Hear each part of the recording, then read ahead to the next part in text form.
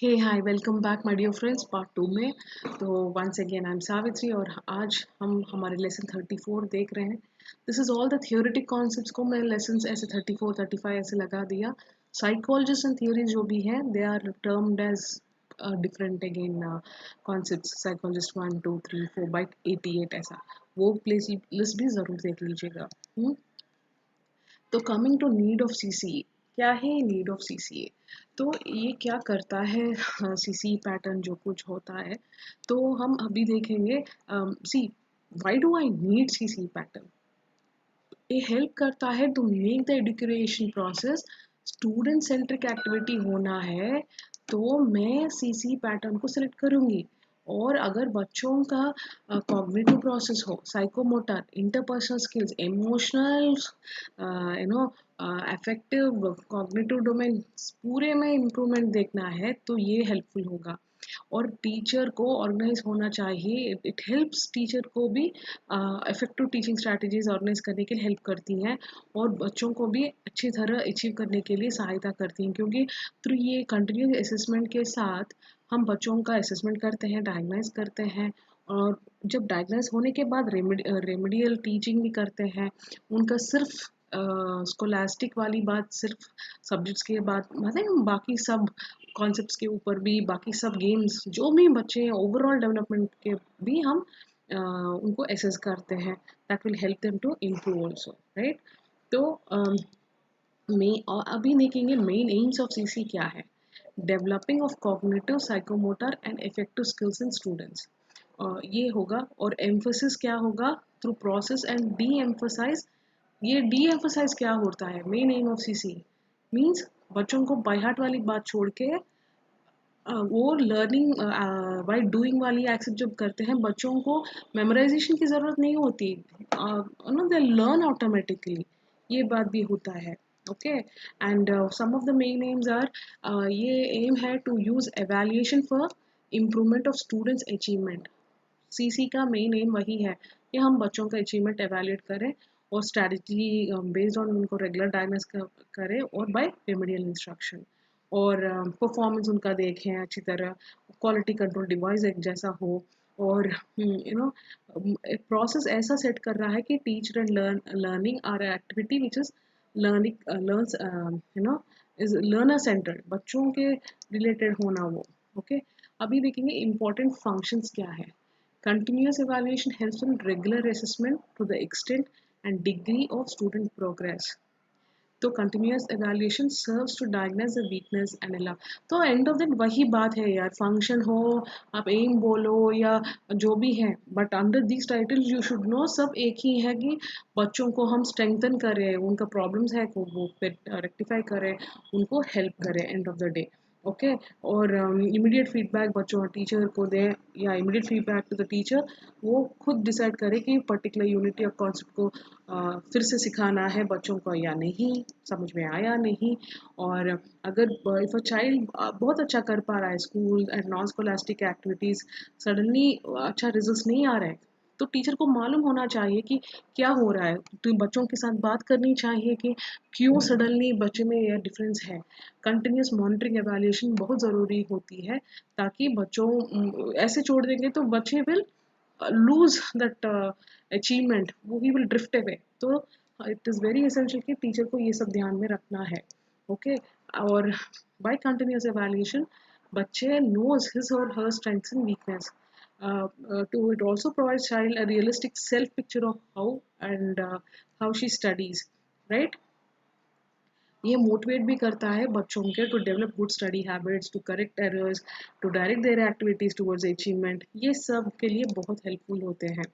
And continuous comprehensive evaluation establish areas of aptitude and interest भी, है ना? It helps to identify change in. तो उन बच्चों को इतना प्यार ध्यान हम दे रहे हैं और उनको चेंज करने के लिए कहाँ गैप्स है वो फिल करते हैं, तो ऑब्वियसली बच्चों का एप्टीट्यूड बदल जाएगा, कैरेक्टर बदल जाएगा, वैल्यू पैटर्न बदल जाएगा, है ना?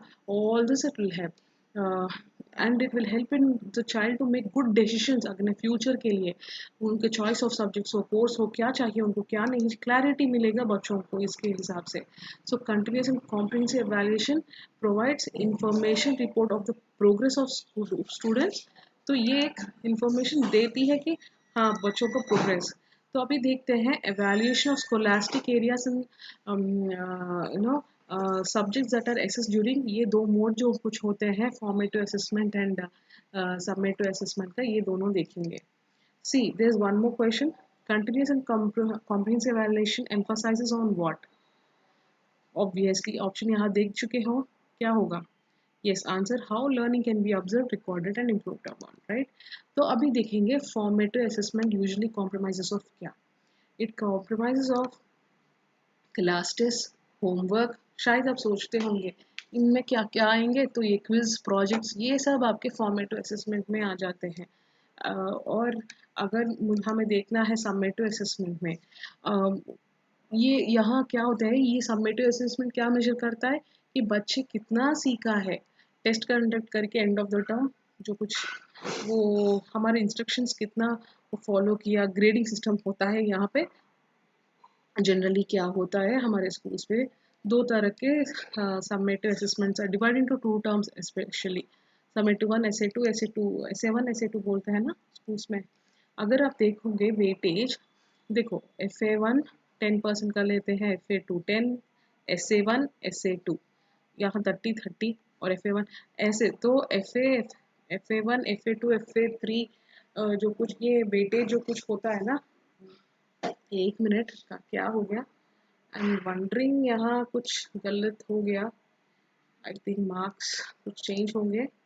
No this is equal to 50%, हाँ वही ना मैं देख रही हूँ। First S A one, S A two, hope it's clear to you ना। एक मिनट, गलत दिख रहा है। Now it's clear, you will have an idea कि हाँ यस 50%, 50%। टर्म वेटेज क्या होता है, टर्म वन का 50%, टर्म टू का 50%। अगर फॉर्मेटिव असेसमेंट का देखोगे तो 40% ऑफ फॉर्मेटिव असेसमेंट और समेटिव असेसमेंट का 60% होगा। क्लियर? तो फॉर्मेटिव असेसमेंट क्या होगा, F A one, F A two, F A three 40%, summative 60%। ये इसके ऊपर ग्रेडिंग स्केल ऑफ 9 होता है यहाँ का। ओके, एंड एवेल्युएशन जब करते हैं course scholastic areas are assessed during multiple techniques on the basis of specific criteria, कुछ जो कुछ होता है।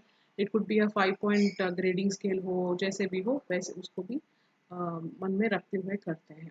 सो this is all about our continuous and comprehensive evaluation. आज जो कुछ सीखे हैं it is through questioners.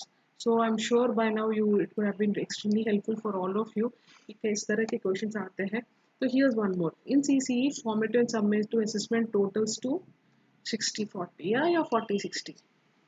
Formative 40-60, right? पहला answer. Next, among the following which can be a part of it? Cumulative records, assignments, parent teaching methods, anecdotal records. क्या है answer इसका? मैं इसका आंसर नहीं दूंगी, आप सोच के मुझे कमेंट बॉक्स में नीचे ज़रूर देना। I will tell you whether you are right और wrong. Okay, and here is another question. In a continuous comprehensive evaluation the phrase comprehensive evaluation indicates क्या? इवैल्यूएशन पूरा सिलेबस या पूरे सब्जेक्ट्स या पूरा cognitive, psychomotor domain, affective domain, सिर्फ cognitive domain? हाँ, answer है 3, ये मैं बता देती हूँ। Okay, so don't forget my dear friends, follow the GPF rule, जो rule में follow करके have a goal, plan for it, focus on it and take out the right time schedule भी कर लेना, तो you will surely be successful in life. Wish you all the very best. Thank you so much for joining me. Don't forget to subscribe, do check the description, पूरा concepts I'm almost cover कर रही हूँ। If you spend 24 hours at a stretch, आपका पूरा CDP syllabus हो जाएगा यार। You know that? Do you know that? इतना, and 3 times of revision of this book can guarantee you more than 27 marks out of 30 marks. That's what I feel. मेरे ख्याल से, क्योंकि सारे के सारे important points have been discussed in books में, so don't miss out to buy this book. Description में ज़रूर देख लेना. Take care. Thank you so much for joining. Bye bye.